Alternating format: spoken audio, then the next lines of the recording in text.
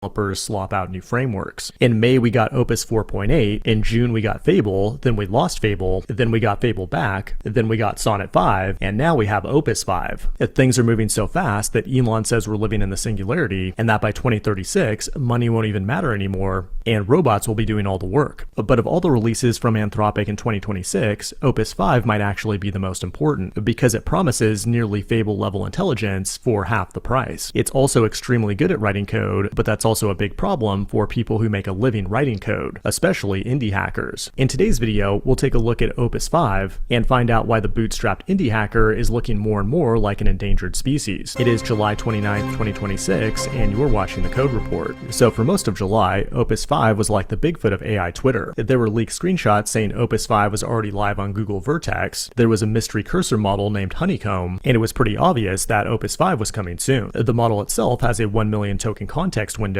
up to 128,000 output tokens, and 5 different thinking levels, low, medium, high, extra, and max, that allow you to control how much water and electricity you waste with your pointless prompts. That's pretty cool, but most people have noticed that Opus 5 is a bit more neurotic and anxious than previous models. It tends to produce longer responses, narrate its progress, verify its own work aggressively, and sometimes try to do more work than what was initially requested. And another interesting point is that on the artificial analysis knowledge test, Opus 5 became more accurate than Opus 4.8, but it's also more willing to answer questions when it doesn't know the answer, because the hallucination rate increased by 14 percentage points to 50%. That doesn't mean half of everything Claude says is false. It just means that when Claude doesn't know something, it has a better chance of constructing a beautifully well-reasoned explanation of a fact it just invented. When it comes to coding, Opus 5 crushes the Trust Me Bro benchmarks, but the scariest thing is that Anthropic says it also verifies its own work and recovers from its own mistakes without human intervention. And that terrifies me because double-checking the AI's work was the last remaining valid bullet point on my resume. But the problem with AI is that it's not killing software engineers, it's killing software itself. And it looks like the indie hacker might be the first type of developer to go extinct. For the last decade, the indie hacking dream worked like this: learn to code, find a niche, ship a micro SaaS with Next.js and Stripe, build it in public, and then after it fails, post a bunch of fake monthly recurring revenue screenshots. Then repeat this process until you actually make money. The patron saint of this movement is Pieter Levels, a guy who shipped multiple successful apps from a single PHP file and has made millions of dollars in the process. But one of the main reasons indie hacking worked is that the moat was coding itself. Coding used to be hard and expensive, and very few people could actually execute well. Ideas are worthless, execution is everything, is a quote that no longer holds as much weight because today execution costs $20 per month and anyone can build their own personal software instead of paying for some random SaaS product. Like, why would I pay $29 a month for your SaaS when Claude Opus 5 can build me a better version in just 20 minutes? To make matters worse, if you're an indie hacker trying to build in public and you post your idea and roadmap on Twitter, there'll be an unlimited number of Claude subscribers waiting there to steal your idea. On one hand, AI makes programmers more productive, which means the ceiling has never been higher for indie hackers, but the trade-off is that the floor has never been more crowded, and that trend will only continue as AI becomes cheaper and smarter, while more normies realize that they can just vibe code software instead of paying someone else for it. But to be fair, when an asteroid hits, it fertilizes the soil. If people who can figure out distribution, branding, or acquiring proprietary data can still win big in this environment. But remember, none of this really matters because by 2036, money will be obsolete, and we'll live in the age of abundance thanks to AI and robotics. That's according to Elon Musk, a guy who sells AI and robots. Yeah, actually, I think money is still going to matter in 10 years. So to help me build cool stuff, I'm using Blacksmith, the sponsor of today's video. It's a drop-in replacement for GitHub Runners that lets you run your GitHub actions twice as fast while costing 75% less. That might sound too good to be true, but they're able to achieve this blazing speed by running your actions on bare metal gaming CPUs with the highest single core performance. Blacksmith also makes your GitHub actions fully observable, so you can quickly track down what's happening in your CI pipeline when something goes wrong, which is critical when you have agents writing thousands of lines of code with no parental supervision. Try Blacksmith for free today at the link below, and you'll get 3,000 free minutes per month when you sign up. This has been the Code Report. Thanks for watching, and I will see you in the next one.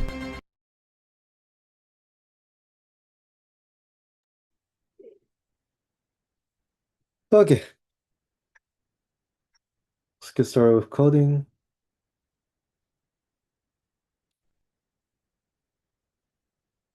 Here's the GitHub link.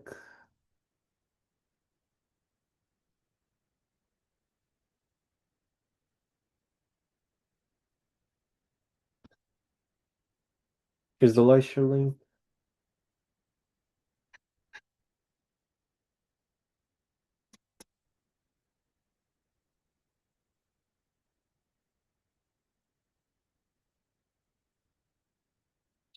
Let me turn on sharing. Okay.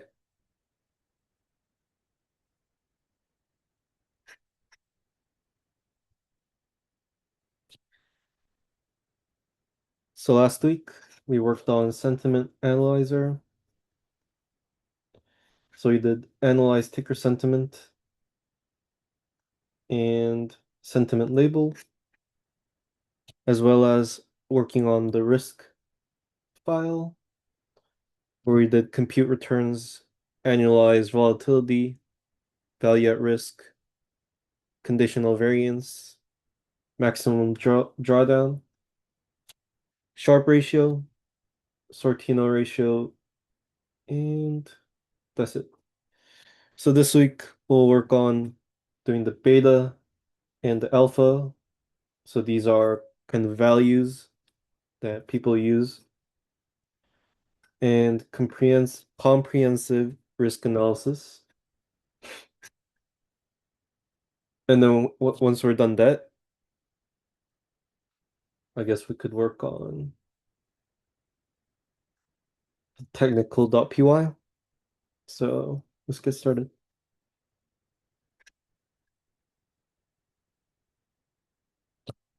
Start with Caden. Can you share your screen when you're ready, Caden?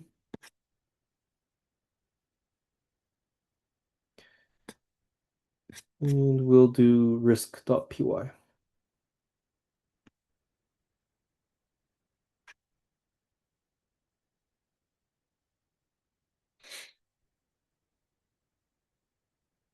And we'll do beta.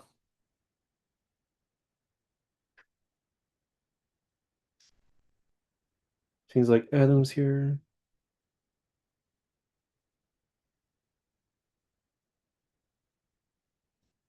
Okay. So Caden, yeah, that function. So let's read the doc string. We're going to calculate the beta of the stock relative to the market. Beta is this equation, which is covariance of the stock against the market divided by the variance of the market. And we're going to use NumPy's covariance to get the covariance matrix and then extract those two. So this is kind of statistics knowledge, a covariance matrix. Okay, I'll show it later, but covariance matrix basically is a matrix kind of showing a conditional, like it would be a 3 by 3 grid if I, or a 2 by 2 grid, depending on how many X and Y values there are. And basically the middle one would be variance. Basically, it's a bunch of statistical data where the first value, which is 0, is going to be the covariance, and that 1 is going to be the variance when we extract it from the NumPy's covariance matrix. Okay, so line 138, we'll do the beta. So we're going to do if the length of returns is less than 2,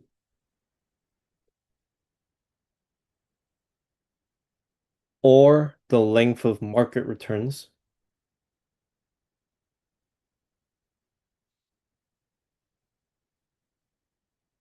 is less than 2, then we want to return 0.0. So where do we get returns and market returns? We get it in the arguments, right? We have line 131, we have beta function with 2 arguments, returns and market returns, which are a list of float values. So next we're going to do min underscore len. So it's going to be the minimum length. That's equals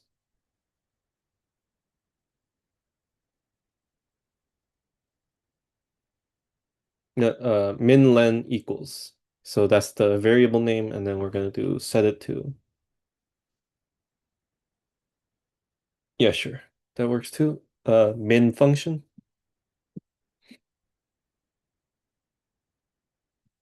Len function inside the min function.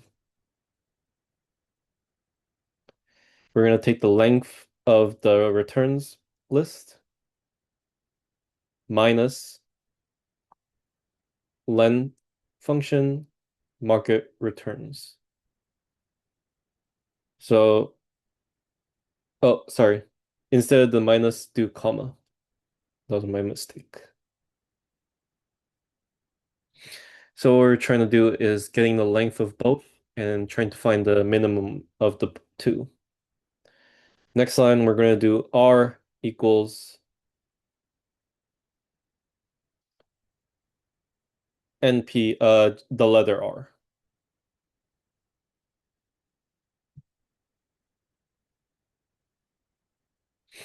NP dot array, which is a function, and we're going to pass in returns, and then we're going to index it. So do a square bracket. Inside the square bracket, we're going to do column. To the right of the column, we're going to do min underscore len, or min len, actually. Yep. So basically, we're getting the returns is a list. We're getting every value up to the minimum length. Okay, wait. Nicholas. Sorry, my Wi-Fi is cutting it. Okay. Right. So returns is a list. We're getting all the values from the start to minimum length. And then we're gonna make it a NumPy array and set that to R. Next, we're gonna do the same for market returns. So we're gonna do M equals np.array.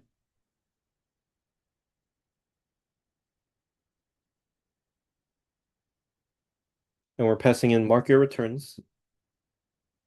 And we're gonna index it from the start to min len. Why are we doing this? We're trying to set them both to like the same number of values so that we can like take the covariance and the variance later on. Or you guys can think of like other ways too.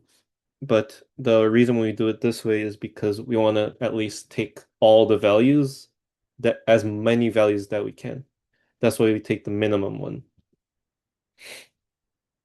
rather than like taking like 10 of them. Next line, we're gonna do like covariance, so COV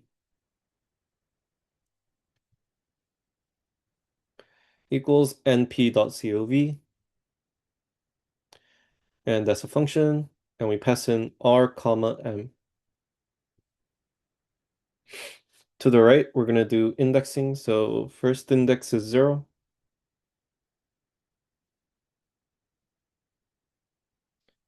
To the right, we're gonna do another bracket for indexing 1.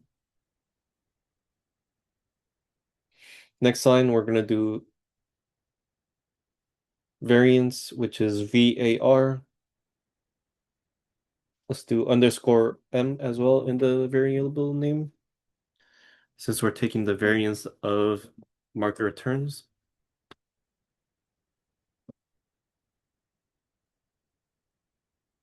Okay, sure. Let's just do it that way. np.var function. We pass in m, not r, since we're taking the variance of just the market returns. Next line, we're going to do return round function, covariance COV divided by variance VAR, or I think you put underscore VAR. No, okay. Yep. And then comma 2.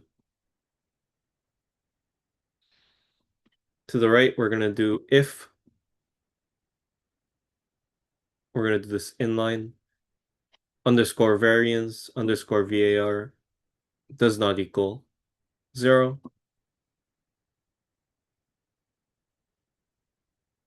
Else 0.0.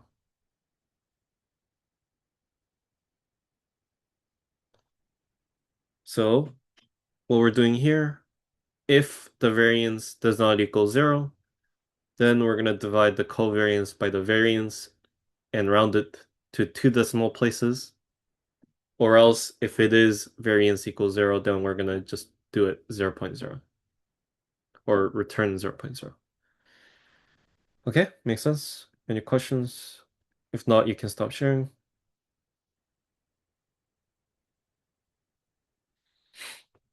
Maybe I'll show covariance matrix.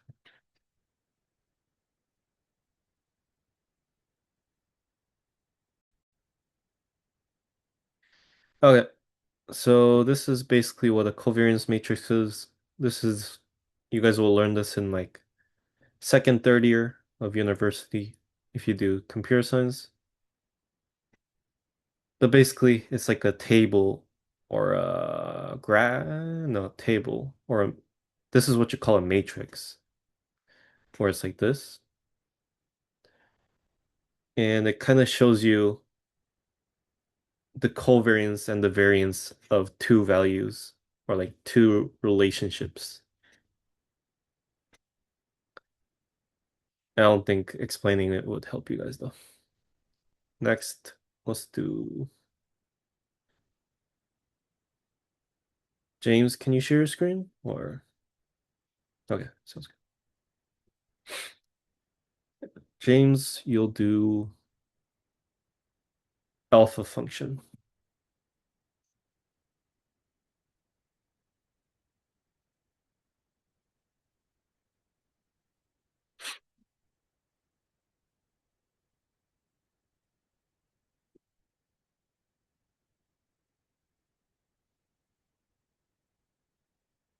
Yep, that one. So let's read the docstring. We're gonna calculate Jensen's alpha. That's who made it.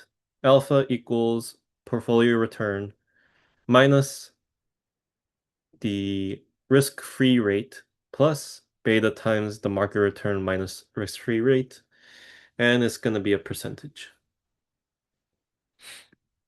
Okay, so delete the return.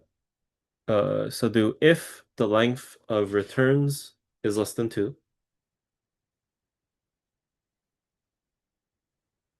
then we want to return 0.0. B is, we're going to set it to beta. Beta is a function. We're going to, it has two arguments. One argument is going to be returns, comma, second argument, market returns. And those two are already set in our alphas arguments where we have returns, market returns, risk-free rate, and trading days. Okay, next line, we're gonna do portfolio return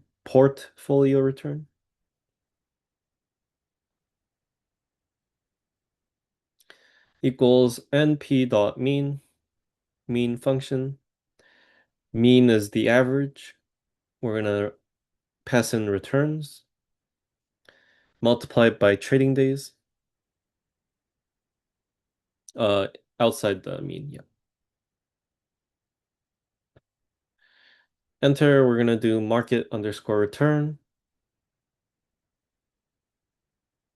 equals np dot mean. We're gonna pass in market underscore returns.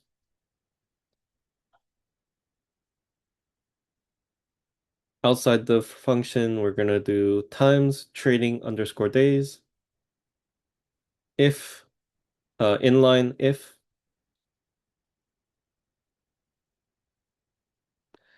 the length of market returns is greater than or equal to 2. Else 0. Okay. Next, we're going to do A equals portfolio return minus circle bracket risk-free rate risk-free rate plus B times circle bracket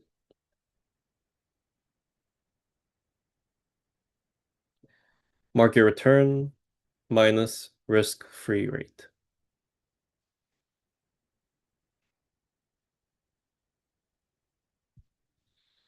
Next line, return round function A times 100, comma 2.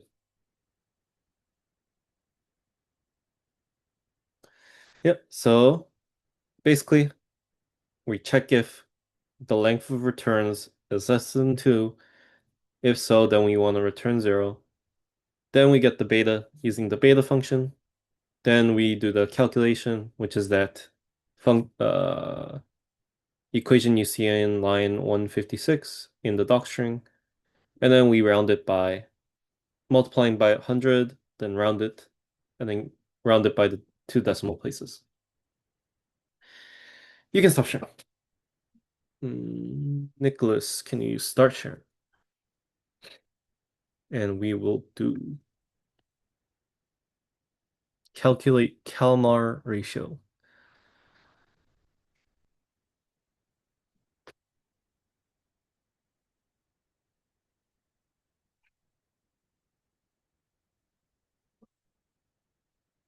Oh yeah. Shared. Okay, it's in the chat.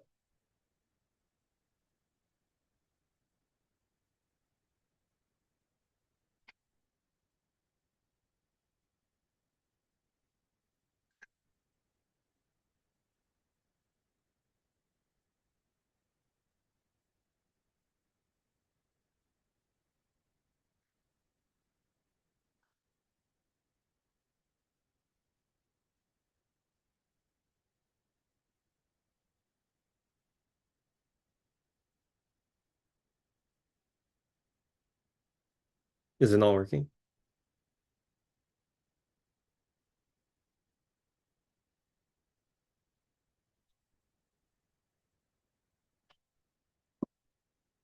Thank you.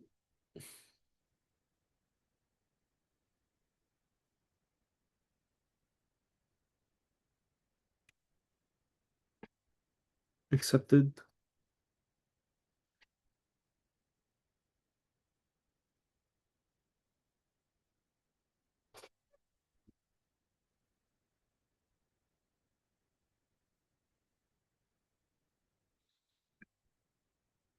Calculate Kalmar ratio. It should be at the way bottom, second to last function. Okay, Kalmar ratio is also just the equation. Is annualized returns divided by maximum drawdown as a decimal. Okay. So if the length of returns is less than 2, then we want to return 0.0.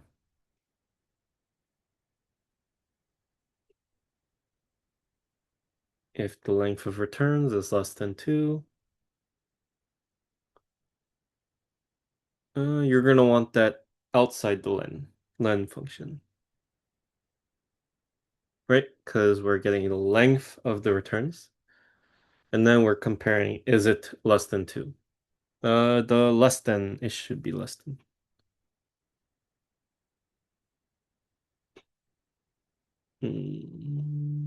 Yep.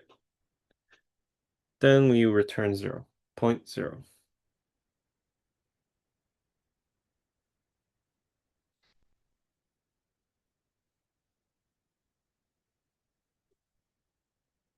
0.0, 0.0. Yep. And actually, that wouldn't work because it's returning a tuple. So you would need to remove the brackets, I believe. Next line, you're going to want to do um, annual return equals.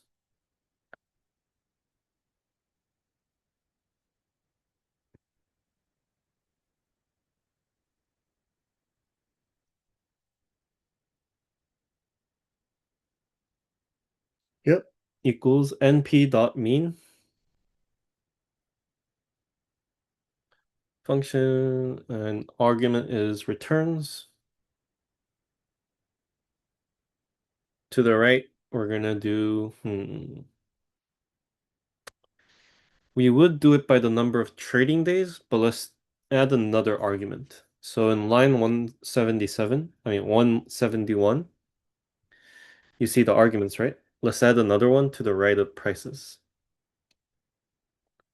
To the right of yeah, left, comma, trading underscore days,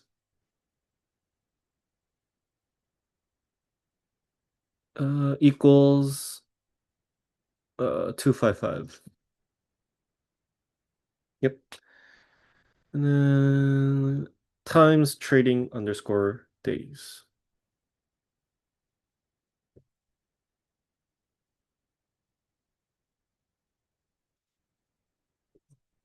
Yep, that's good.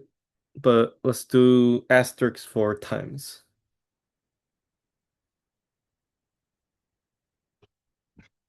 No, delete the asterisks, delete the trading.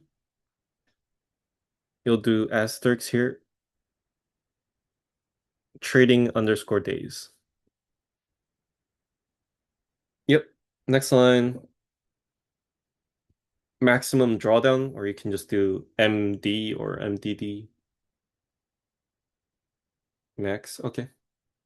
Maximum drawdown equals maximum drawdown,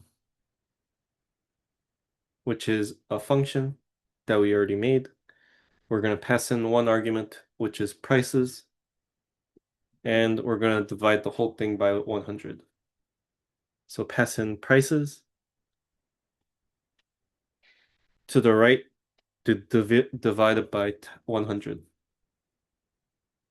Next line, we're going to return round function.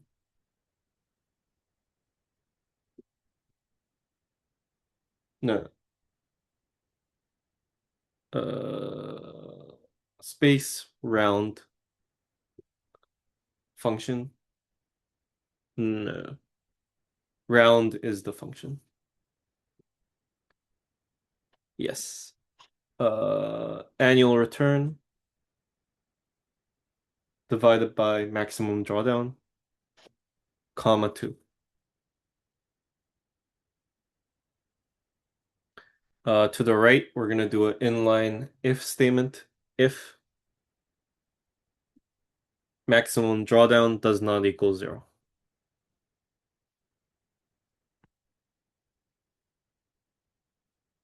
Else, we're going to do 0.0.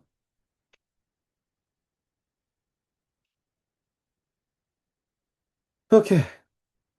You can stop sharing.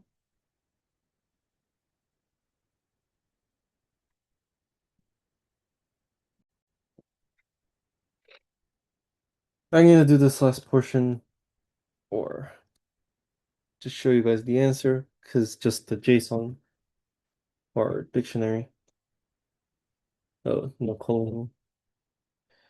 Now, the reason we do if maximum drawdown does not equal 0, else 0.0 is because we can't divide by 0, right? Or in other times, people will do this.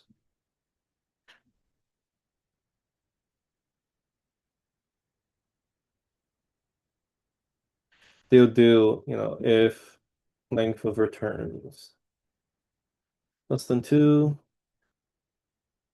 let's just copy this. What is this?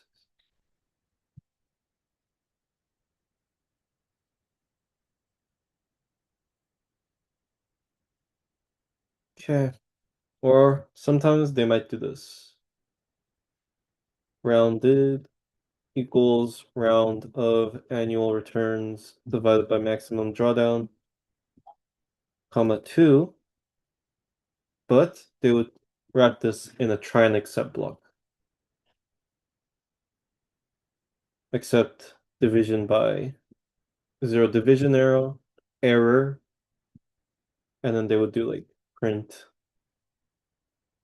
zero division.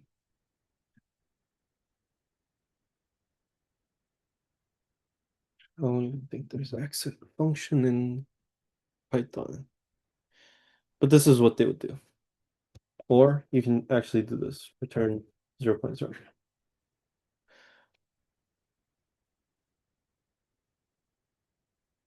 Or if we don't do this, then it would error out.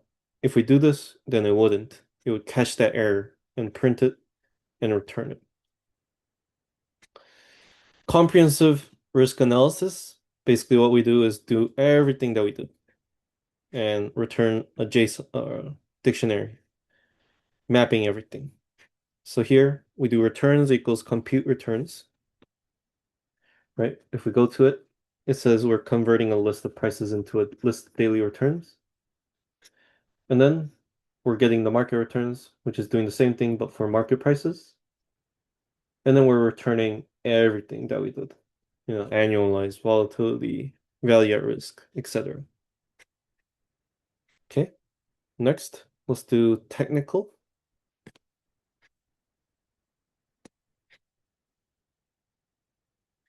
Let me know if you guys have questions, though. As I don't know. I'm just going quickly through the explanations because I don't know if you guys did. Adam, can you share your screen whenever you're ready? And let me know if you need the link again.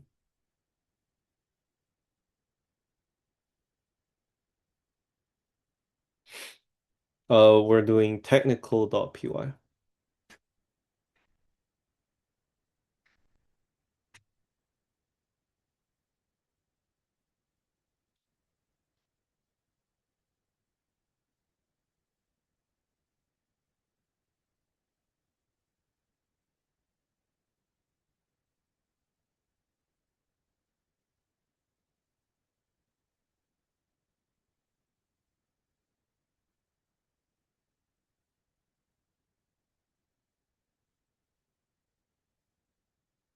Adam,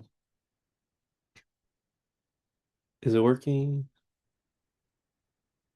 Doing it. Okay, sounds good. Take your time.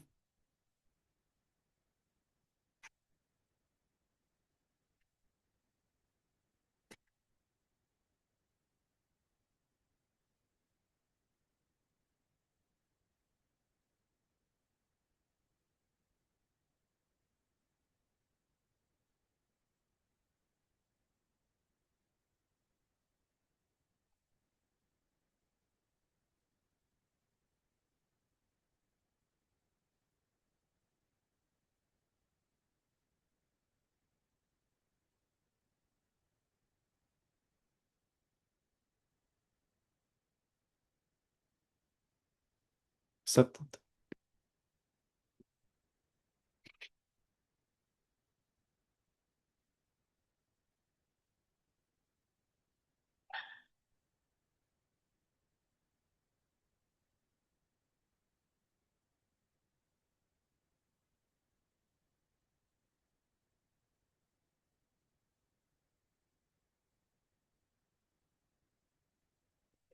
Let's do the first function.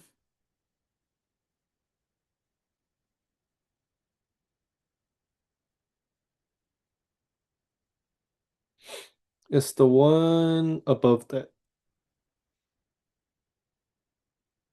Go down.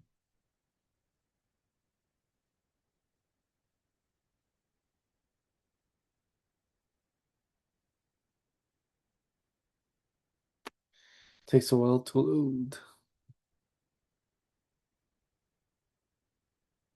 Okay.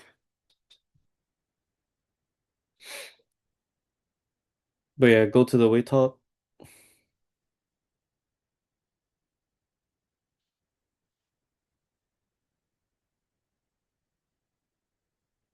You'll see compute SMA. Let's read the docstring. Oh, it popped up on the left bottom.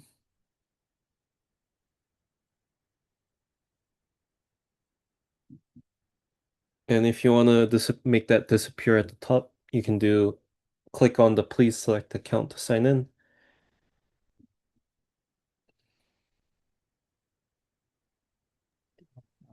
or not. And then let's read the docstring. We're going to compute the simple moving average of data over the given window. SMA means simple moving average. So for the first window positions, there isn't enough data. So fill those with none for each position from I to Windows -1. We're going to average the values and yeah, we're going to round it to 2 decimal places.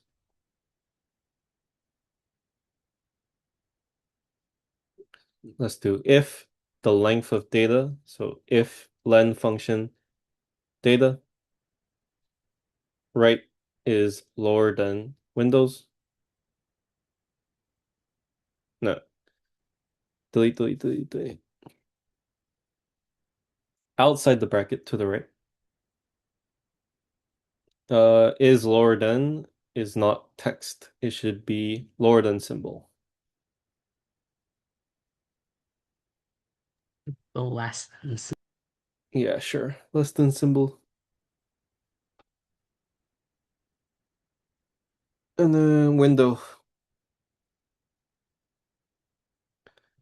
Colon. Next line. Return. Space.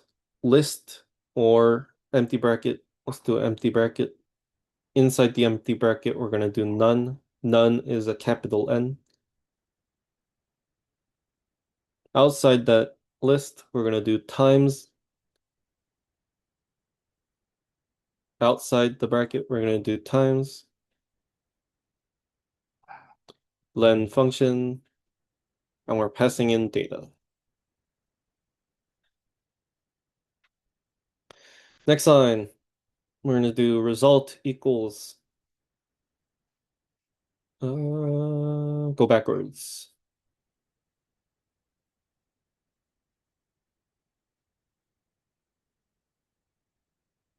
Now, once again, we're going to do a list of none.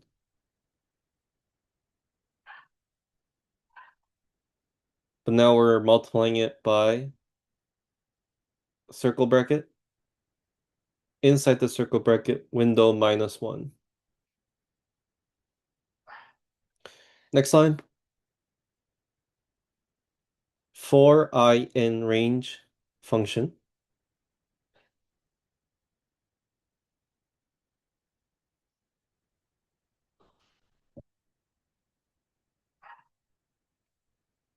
Window -1,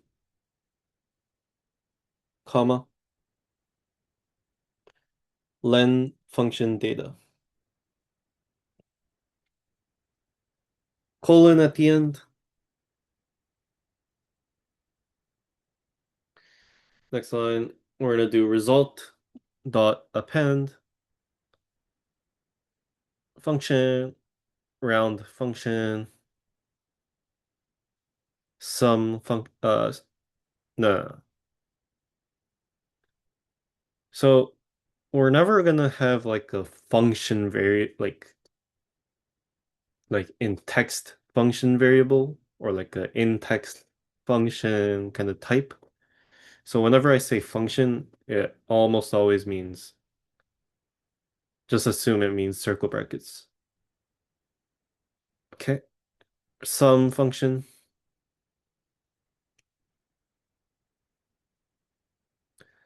Data square bracket. So we're gonna index it here. I minus window +1 colon I +1. Okay. Outside one circle bracket. Yep, right there. We're gonna do divided by a window, comma 2. Next line, we're gonna do backspace, return result. Yep. Okay. So line 19, we're doing if the length of data is less than window, then return a list of length of data nones. So if length of data is n, then there's n none. Then we're going to set result to be equal to none times the number of window minus 1. Then we're going to do a for loop through the range of window minus 1 to the length of data. While we do that, we're going to append the round function of the sum function of the data's you guys get what I mean, right? You delete line 25 and you can stop sharing.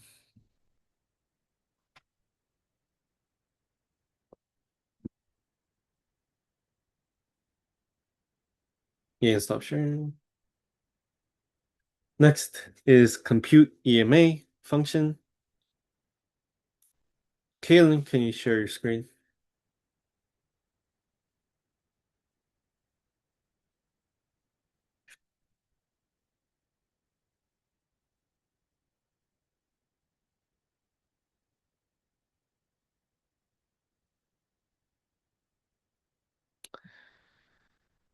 Okay, if len function.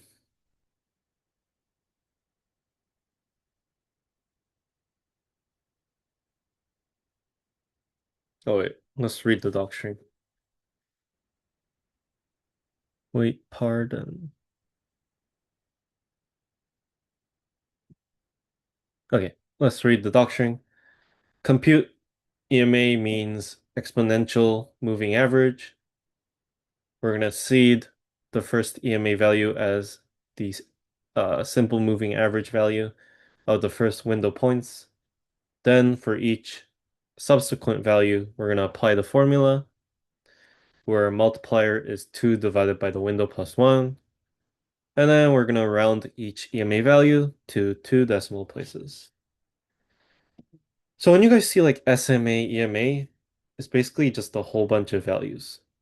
You guys will see it like a graph, like some type of linear, not a linear.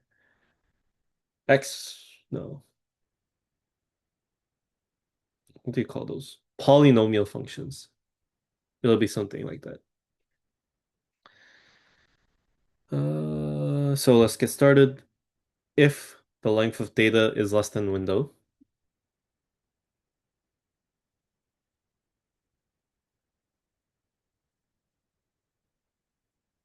colon. Next line, we're going to do return square bracket for a list. And inside the list, we're going to have none, where capital N. And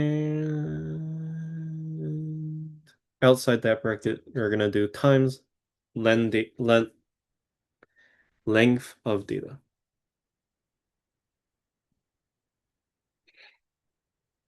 And if you look at it above, data is a list of float values. Then we're going to do result equals, again, a list of none times circle bracket window minus 1.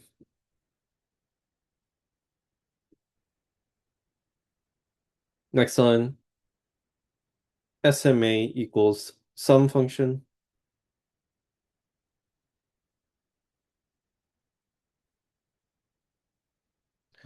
Data square bracket, we're going to index it. colon window. So every value up to the window.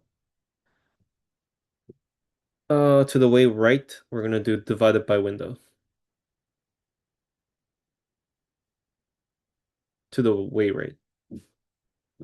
So outside the circle bracket.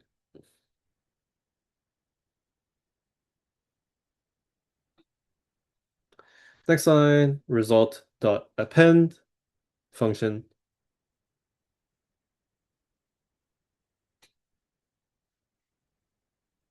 Round function.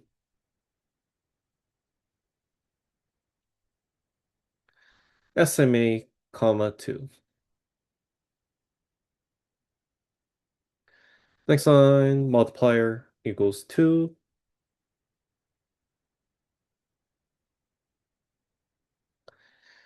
Divided by circle bracket, window plus 1. Next line, return for I in range of, sorry, range function between window, comma, and the length of data.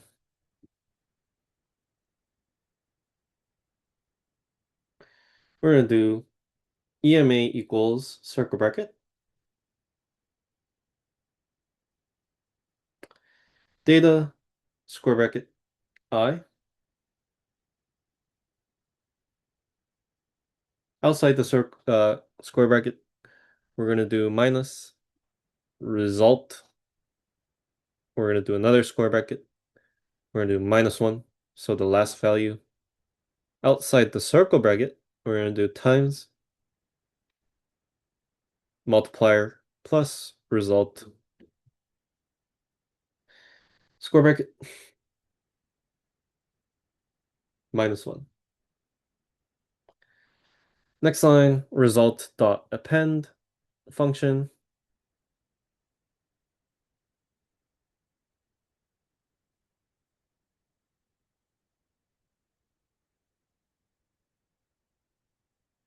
Next line, result dot append function. Round function. EMA, comma 2.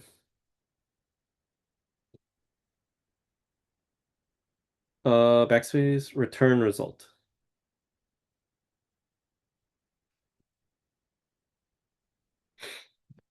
Yep, that's good. You can stop sharing.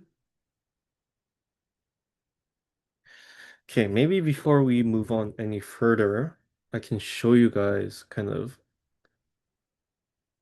what we're working with. Kind of seeing like all these values in action. Let's see, like AMD, I guess.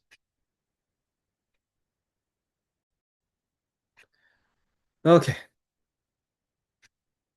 So this is Yahoo Finance. It's a place you can see stock information.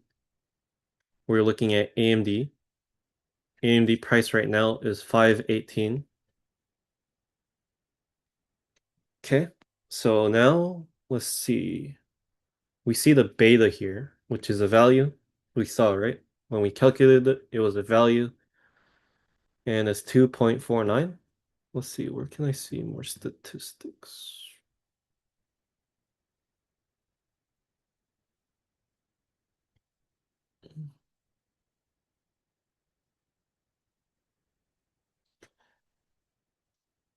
Okay.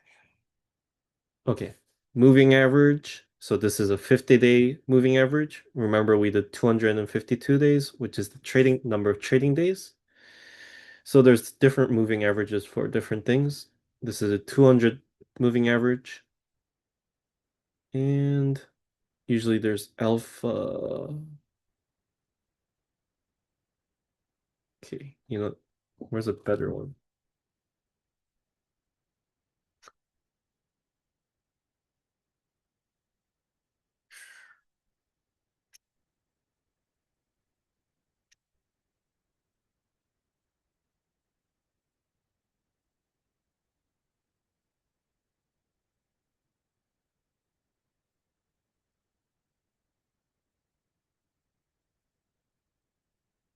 whatever. But it's things like that. Next, we're going to do RSI, compute RSI. I think Caden just went. So no, James, can you share your screen? And we'll do half of compute RSI since it's a pretty big function.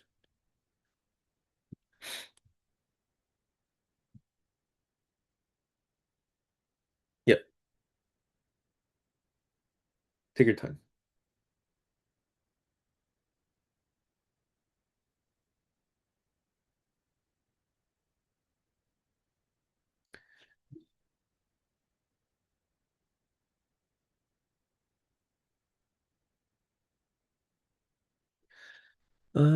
Should be the tab on the right. It's on the right of, yep, right there. So two functions below. That one, yep. Compute RSI. Okay, let's read the doctrine. Compute RSI means relative strength index over the window periods. So it's another function like the EMA or the SMI. Start by calculating the average gain and the average loss over the first window price changes. From there, use the Smoot-Walders method. So it's another equation. It shows you the RSI formula. And also here, we're going to set the first window entries to be none. So, okay, delete the I'm watching you. And let's get started. If the length of data is less than window plus 1,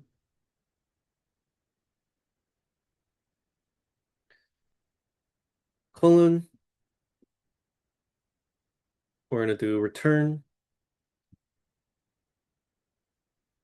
a list of none, so square bracket none,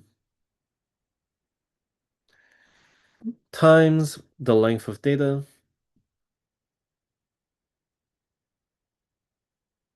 Next line, backspace, result equals a list of none again, but times window.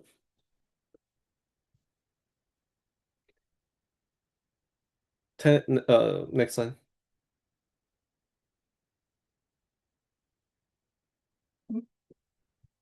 Gains, comma losses equals 0.0, comma 0.0. Next line, for I in range 1, comma window plus 1,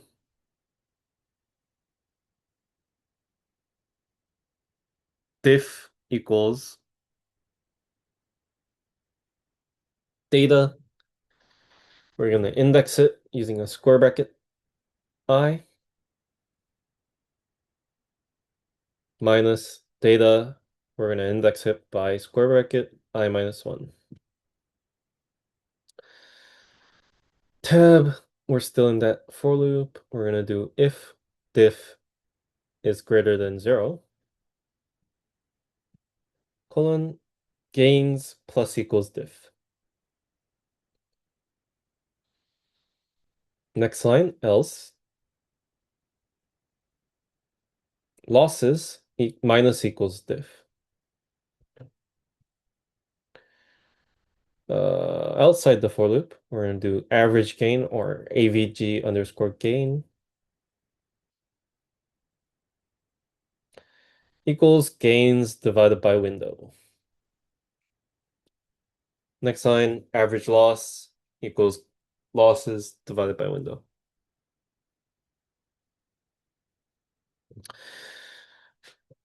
RS equals average gain divided by average loss, SIS.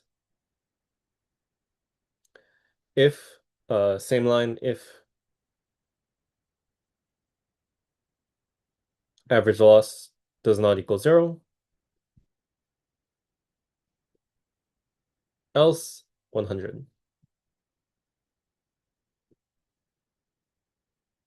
Result dot append round function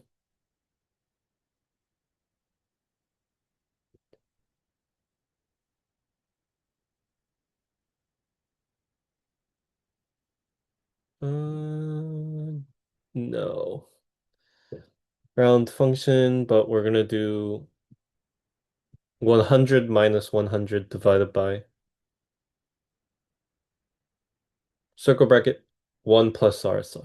Right, 1 plus RS. But we're gonna round it by 2 decimal places. So outside the blue circle bracket, we're gonna do comma 2.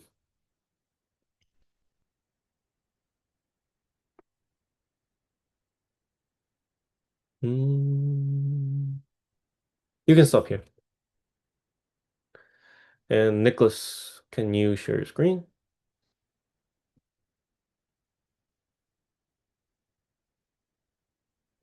when you're ready?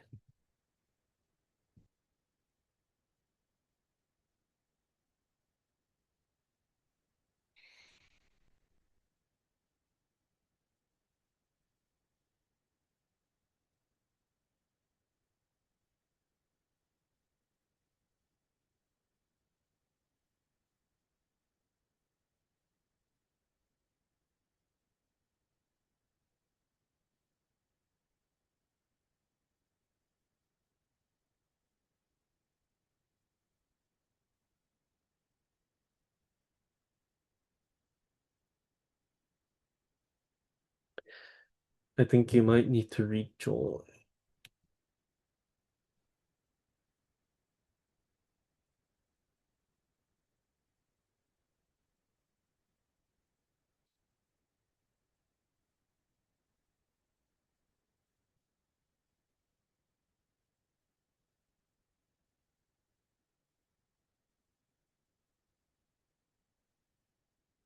Accepted.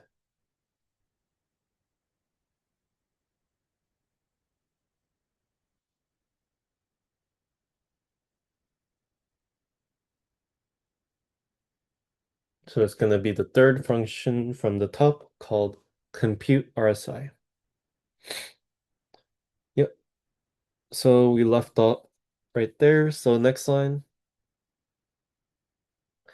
for I in range function,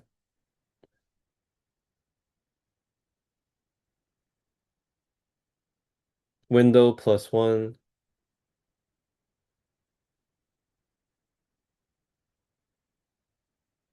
comma, length of data,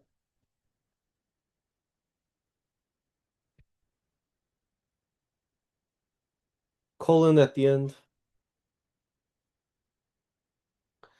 diff equals data. We're going to index it using square bracket. We're going to I. To the right, we're going to do minus data. We're going to index it. I minus 1.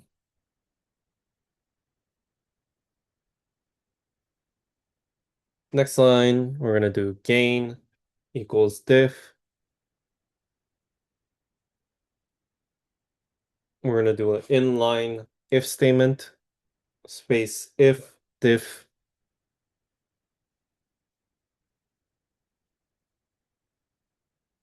is greater than 0, else 0.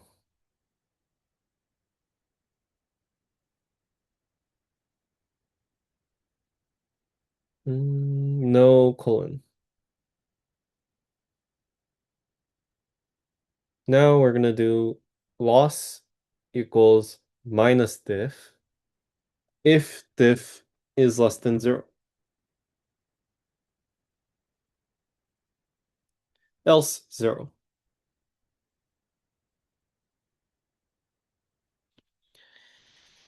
One thing, the minus has to be right next to the diff, so delete the space. Yep. Next line, we're going to do average gain or AVG underscore gain.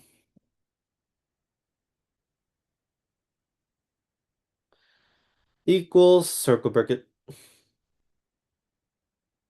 average gain times circle bracket window minus 1 To the right by 1 plus gain.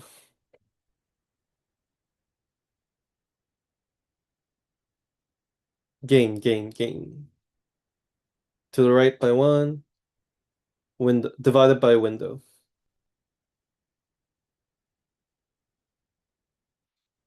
Next line, we're gonna do it like before, but average underscore loss, average loss equals circle bracket average loss times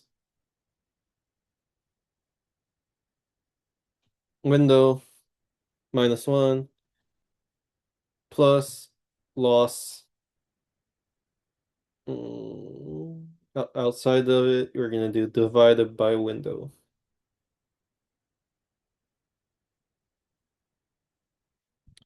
Loss. Just loss. Window. Next line, we're gonna do RS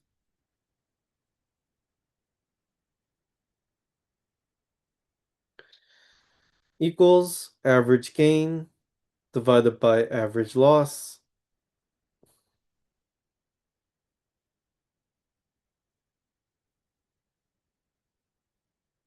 Inline if statement. If average loss does not equal 0,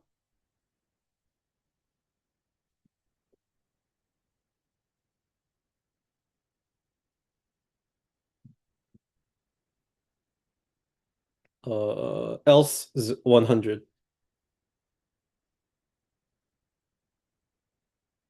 Next line, result dot append.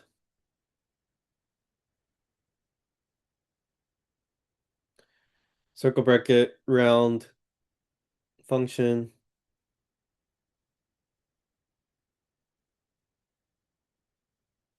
100 minus 100 divided by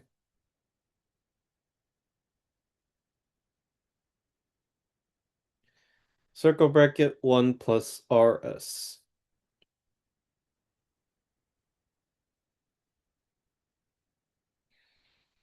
To the right by 1, 2, comma 2.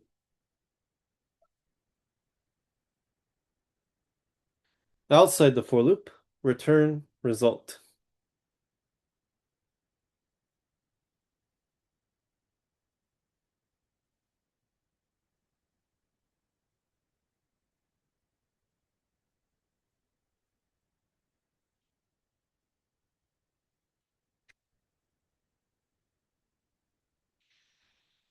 Okay, you can stop sharing.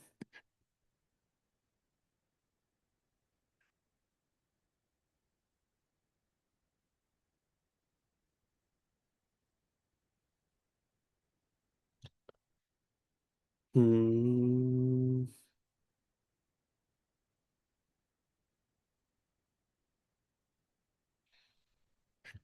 Next one is MACD.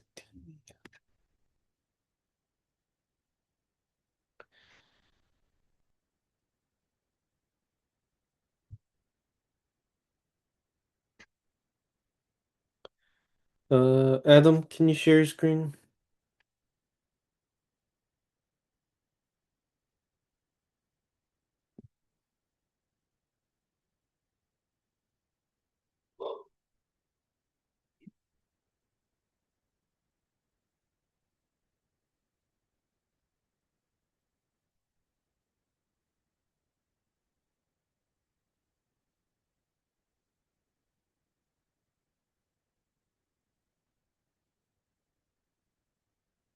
Go to MACD, compute MACD. I think it's like the fourth function. Yep, that one. Let's read the doctrine. We're gonna compute the MACD line, signal line, and histogram, or the MACD line is the EMA value of fast minus the EMA value of slow, which is the exponential moving average. Signal line is going to be the exponential moving average of the MACD line over signal periods. Histogram is going to be MACD line minus the signal line. We're going to return a tuple of 3 lists. MACD, signal, and histogram. And the positions where the data is insufficient should be none. First, let's do EMA underscore fast equals compute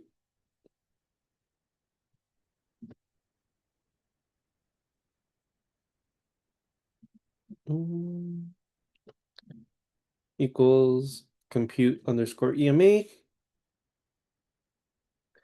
lowercase.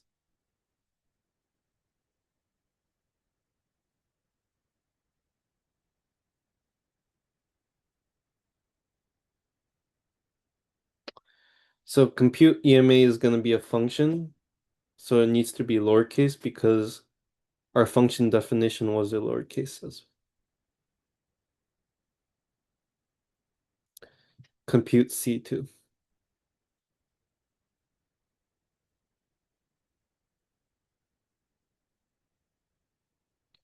We're going to pass in data, comma, fast.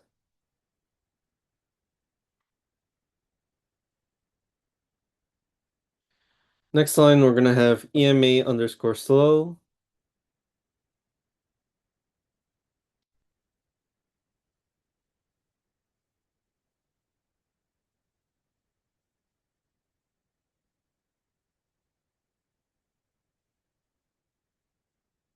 Next line.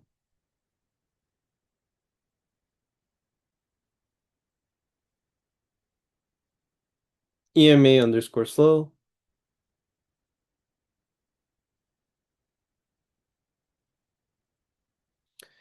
Compute EMA is a function. We pass in data, comma, slow.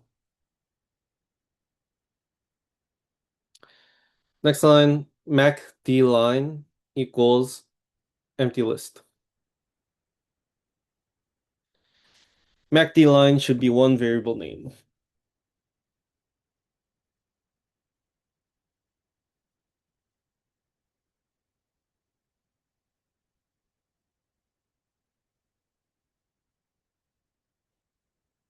And actually, let's stop here and leave the rest for next week. You can stop sharing. Okay.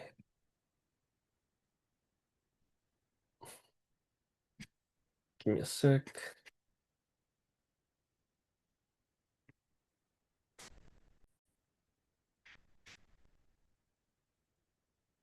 Okay, let's look at the get diffs. We did risk. We finished it where we did beta, we did the alpha, which are values. We did the calculate Kalmar ratio and the comprehensive risk analysis, which does all the functions in risk. And then we started on technical, where we did compute SMA, compute EMA, which are exponential and simple moving averages. And then we did RSA or RSI, which is relative strength index, and we started on compute MACD. Uh, Finish risk, start technical, commit push, and then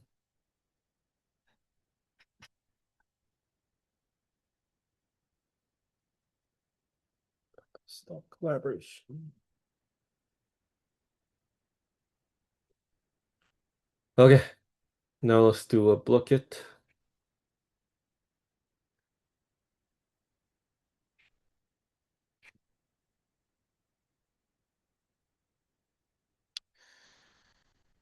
Okay, what should we do?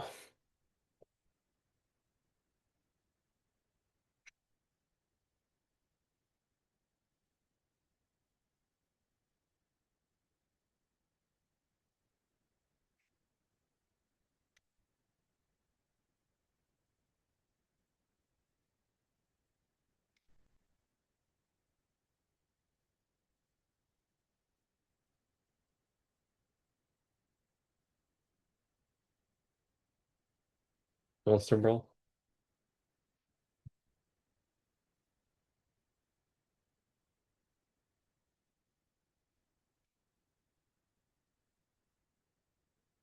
Shrek.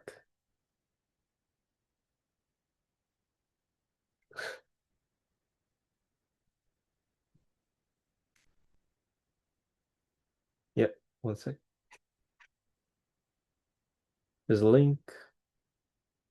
I'll wait like 2 minutes for you guys to join. No worries. And actually, I'm gonna eat a peach while you guys do that.